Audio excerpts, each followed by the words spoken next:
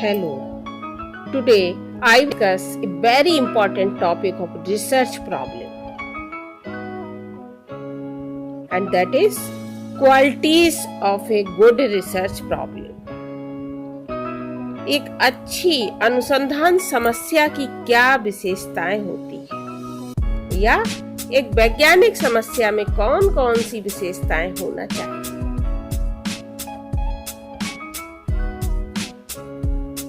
So, I will discuss one by one these characteristics of a good research problem.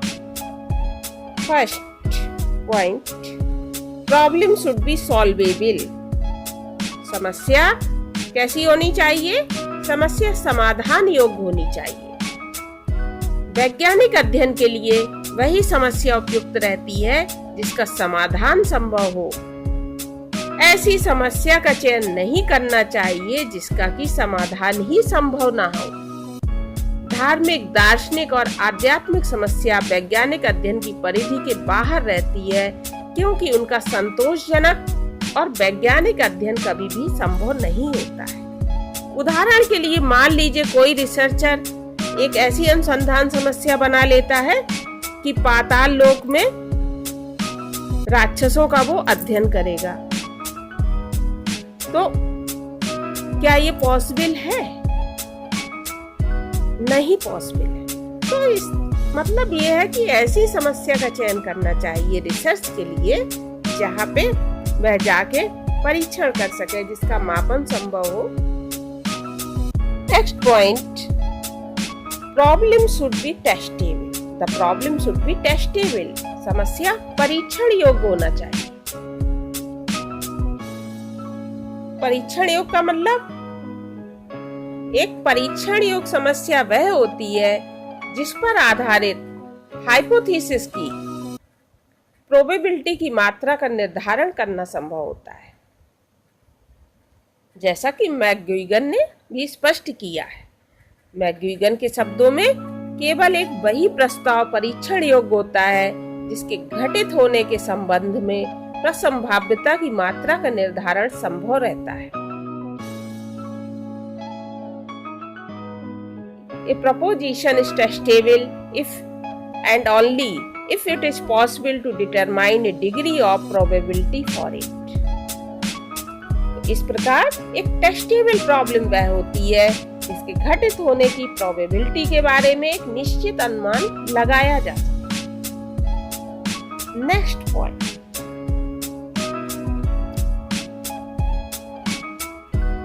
the data of a scientific problem should be quantitative. एक वैज्ञानिक समस्या से संबंधित आंकड़ों का स्वरूप परिमाणात्मक होना चाहिए। इसके लिए यह आवश्यक है कि प्रॉब्लम से रिलेटेड फैक्ट्स और मापन योग्य हो। इसमें हम कह सकते हैं कि प्रॉब्लम के जो डाटा है उनका स्वरूप एम्पिरिकल होना चाहिए। Next point,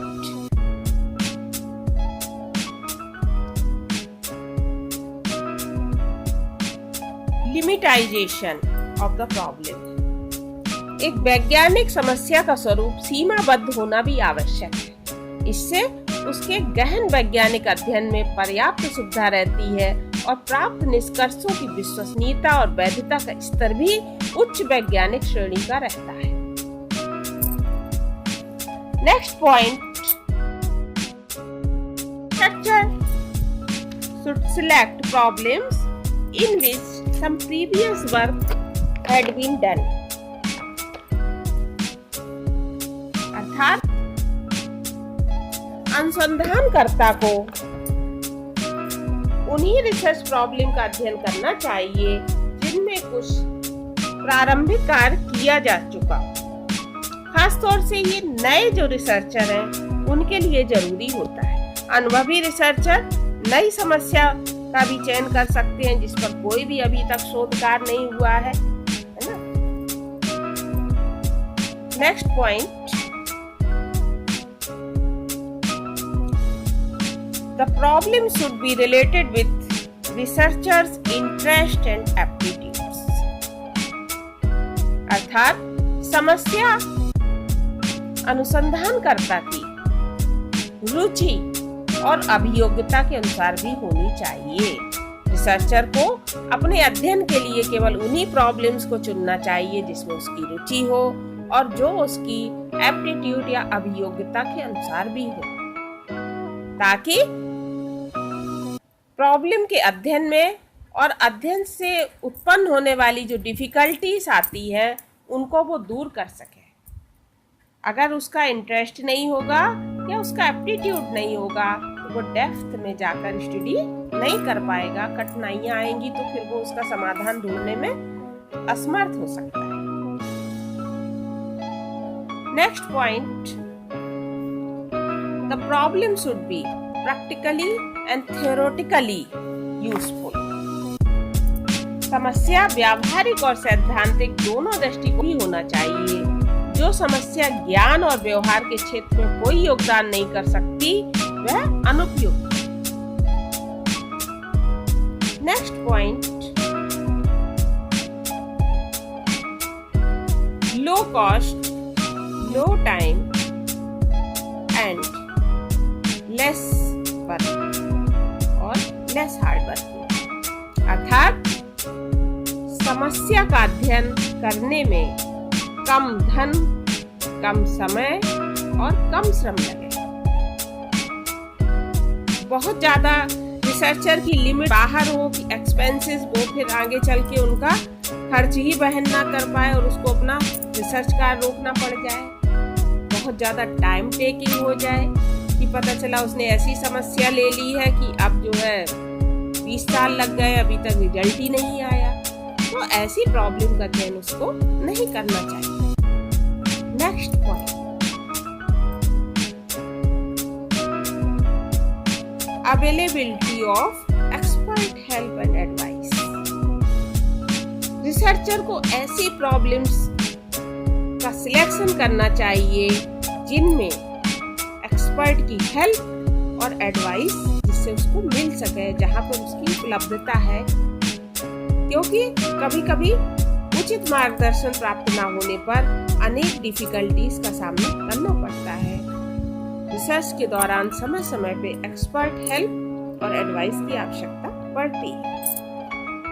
next point, ethical consideration. समस्या ऐसी होनी चाहिए जिससे धार्मिक और नैतिक मूल्यों को आघात न पहुंचे। किसी भी व्यक्ति के, समुदाय के या संस्कृति के धार्मिक और नैतिक मूल्यों को आघात पहुंचाने वाली समस्याओं का चयन रिसर्चर को कभी भी नहीं करना चाहिए। नेक्स्ट पॉइंट,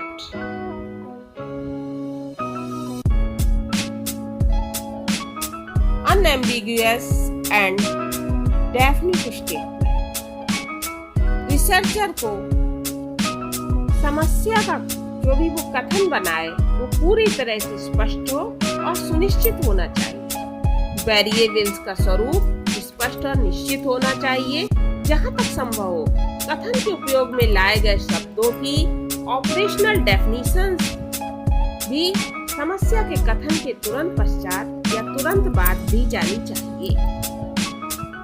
और एक और विशेषता का ध्यान रखना चाहिए, प्रॉब्लम कैसी होनी चाहिए, अपेक्षित किंतु महत्वपूर्ण विषयों से संबंधित होनी चाहिए।